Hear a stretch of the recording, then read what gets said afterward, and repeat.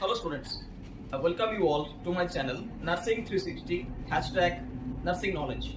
So last class हम लोगों ने पढ़ाई किया था congestive cardiac failure के बारे में. तो आज पार्ट 2 में हम डिस्कस करने वाले हैं first with the pathophysiology of the congestive cardiac failure. So we know that there are a lots of causative factors or the etiological factors of the congestive cardiac failure. So when we discussed about the types and the causes, there are multiple causes and the multiple types. So let's take a close look and understand the pathophysiology very clearly. So due to so many etiological factors that we have discussed in the last class, in that the main two conditions that will affect most to fail the heart, that is CAD, it means coronary artery disease, and hypertension. So when the persons will have a coronary artery disease, वो क्या करेगा, ये conditions के वजह से क्या होता है, जो आर्टरीज है उनमें प्लैक फॉर्मेशंस होता है और क्लॉट फॉर्मेशंस होता है. सो जब आर्टरीज के अंदर प्लैक या फिर क्लॉट फॉर्मेशंस होता है तो ब्लड ठीक से पास नहीं हो पाता है हार्ट तक, है ना.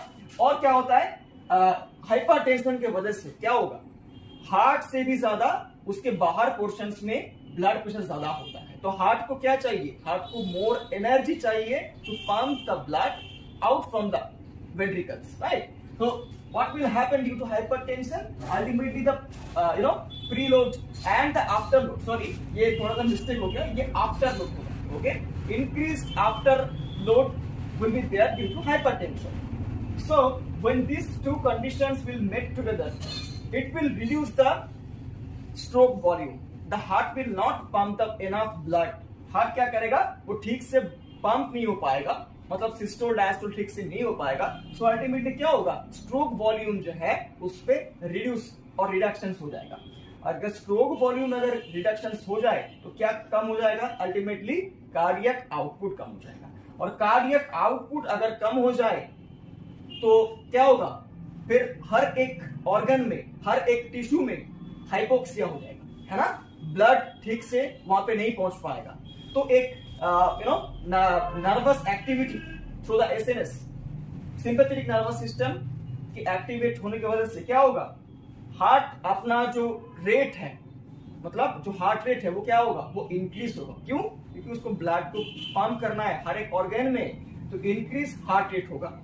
एंड जो दूसरा होगा कि वो कंटिन्यूअस सीएडी एंड एचटीएन के वजह से, due to the preload and afterload changing के वजह से क्या होगा, एक सिग्निफिकेंट स्ट्रक्चरल चेंजेस आएगा in the heart.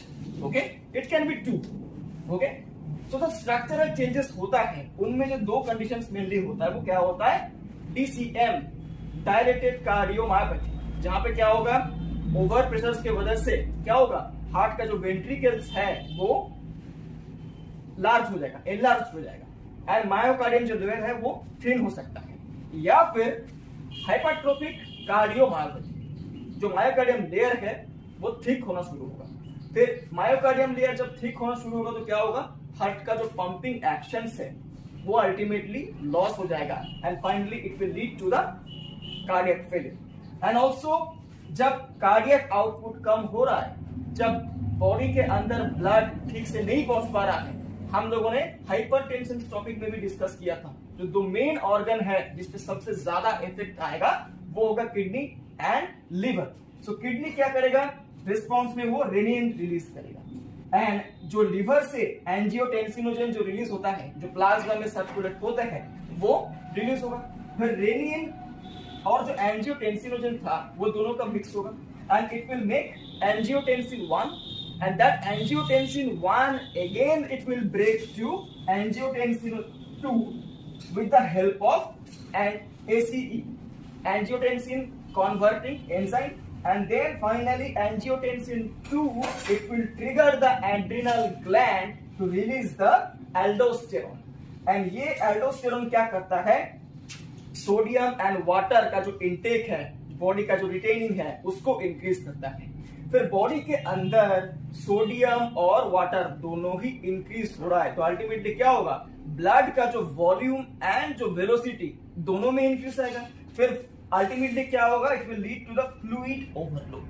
When the fluid will be overload, the heart will not have a pumping functions. In that, the fluid is getting overload, so ultimately it will lead to the congestive cardiac failure. तो ये हम लोग का pathophysiology हो गया एकदम simple sense में, क्योंकि हर एक टाइप्स के लिए आप सेपरेट नहीं कर सकते, है ना?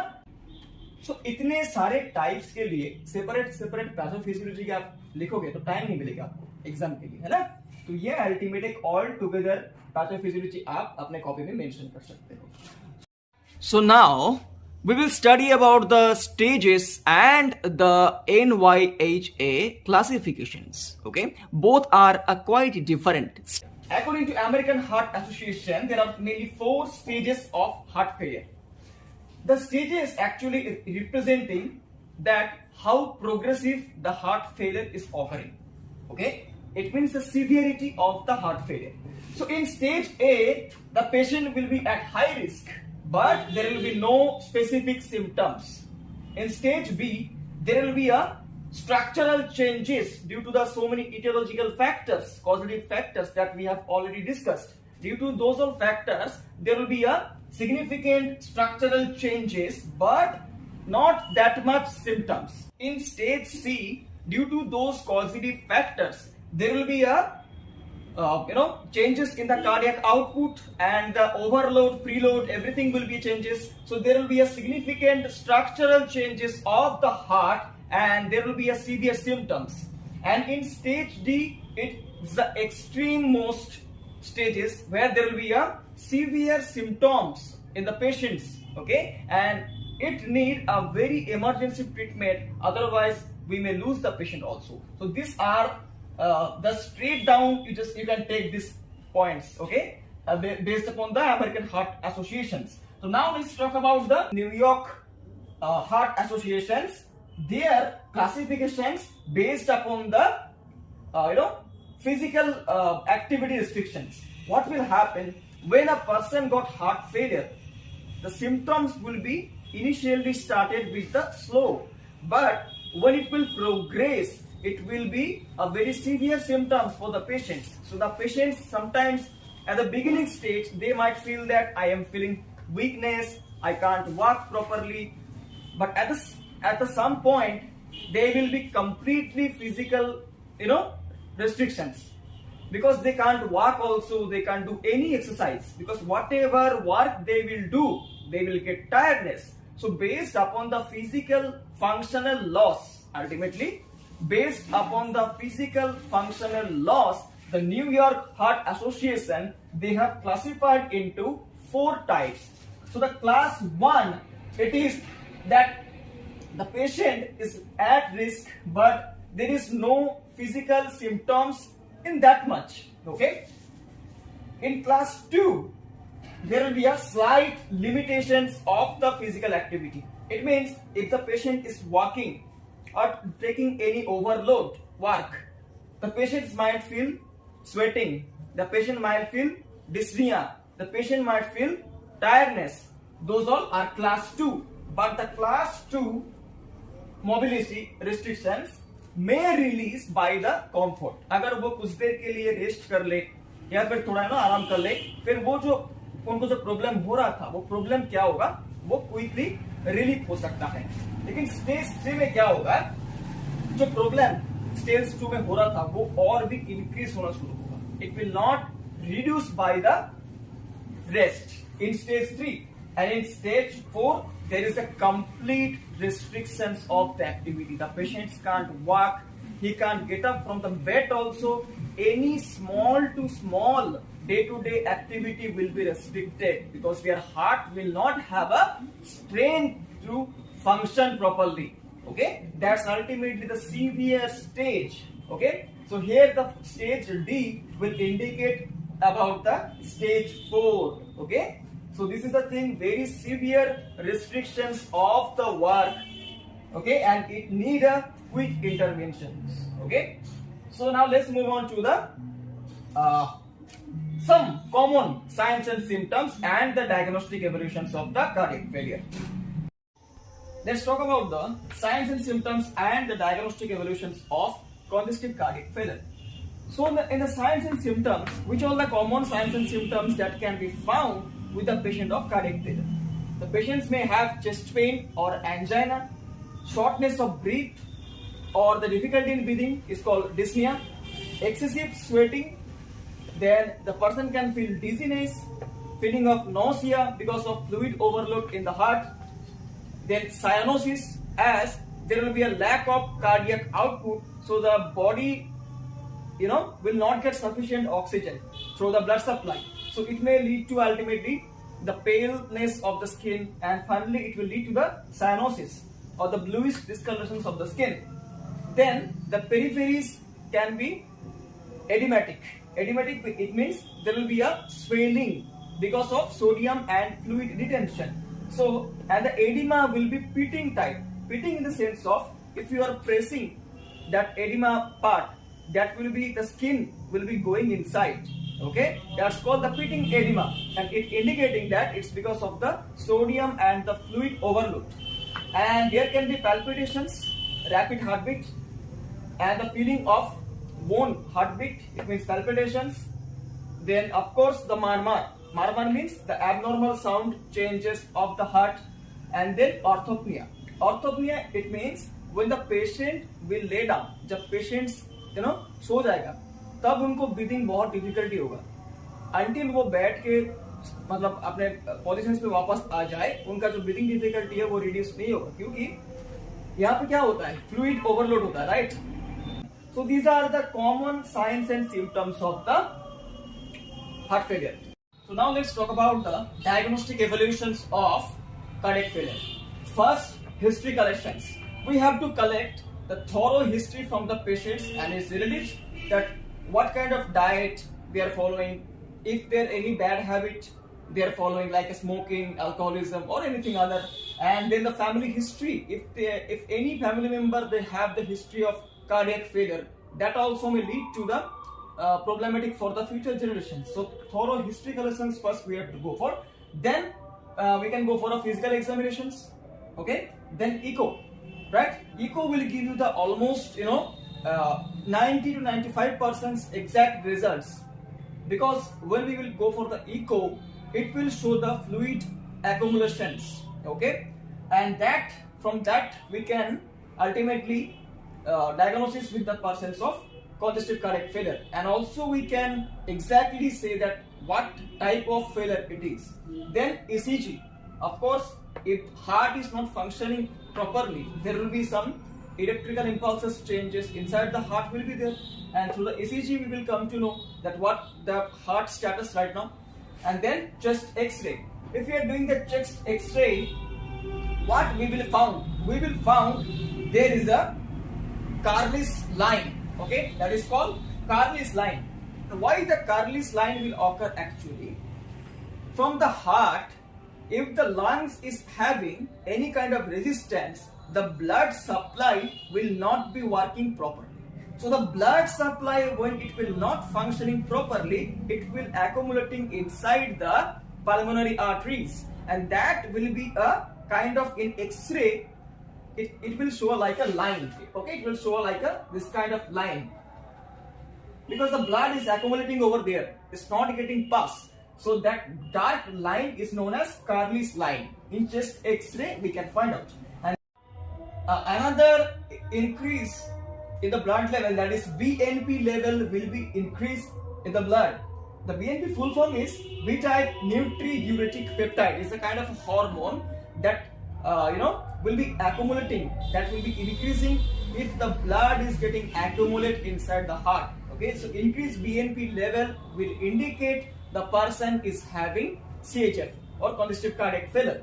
And through the treadmill test or TMT, we can find out that how much the heart can take the stress. Okay, if the heart cannot take the stress too much, it means it is indicating there is a functional loss of the heart.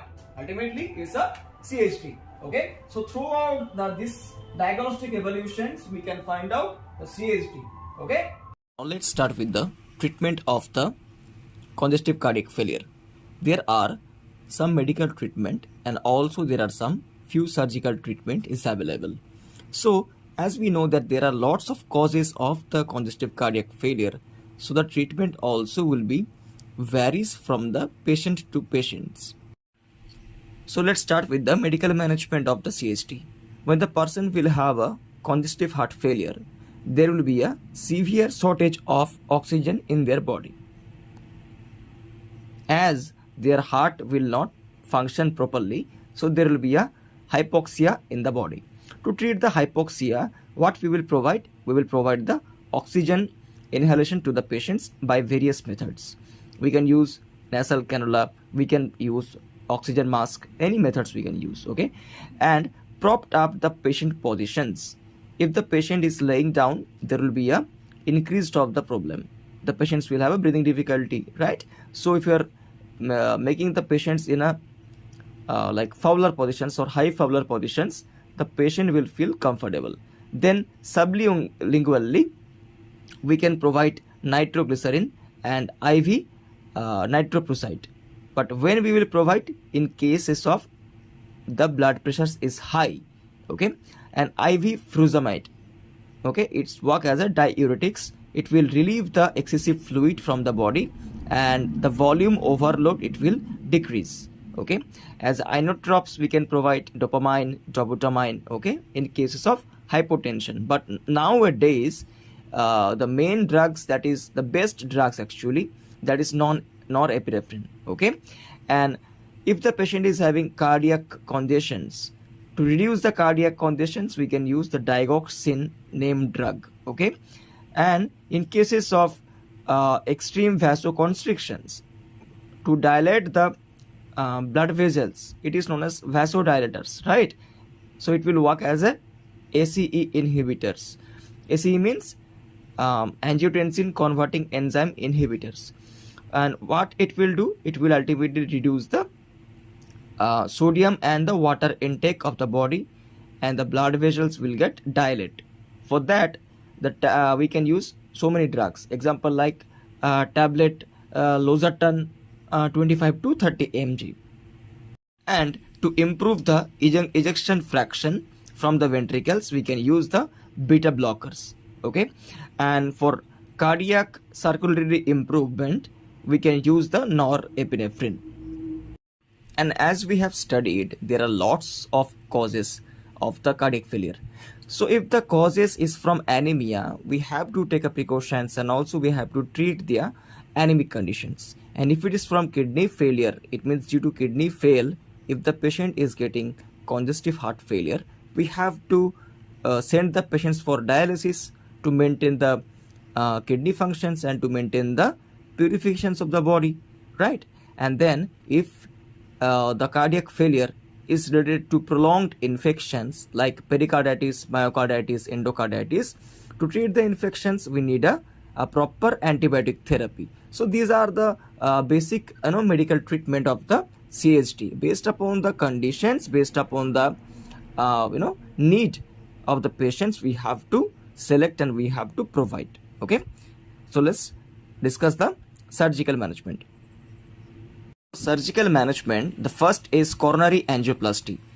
We have discussed in the topic of CAD, coronary artery disease. Remember, through the coronary angioplasty, what will happen? A stent will be inserted into the coronary artery to remove the plaque, right? It means if any blockage is there, okay, a stent will be inserted into the coronary artery. It will inflate and it will ultimately spread the artery and it will remove the clot. And then CABG, coronary artery bypass graft, okay. So through which what will happen, any other parts like example chest, example wrist, so their vein or arteries, anything we will take and we will make a shunt, okay, we will make a bypass route to run the blood supply properly. Then valvoplasty, to repair the damaged valve, we will go for the valvoplasty. And then implantable cardiac defibrillator, it is also known as ICD, okay. So what will ICD do? It's ultimately an electronic device. It works actually like a pacemaker, okay, but it will be implanted inside the heart. So what will happen whenever the heart will fail to pump the blood, this device will identify the cardiac failure and it will generate a electric impulse, so the heart will functions from the beginning. Okay, like a pacemaker, this device will work. Then ventricular assist device or VAD, this device is actually very much costly.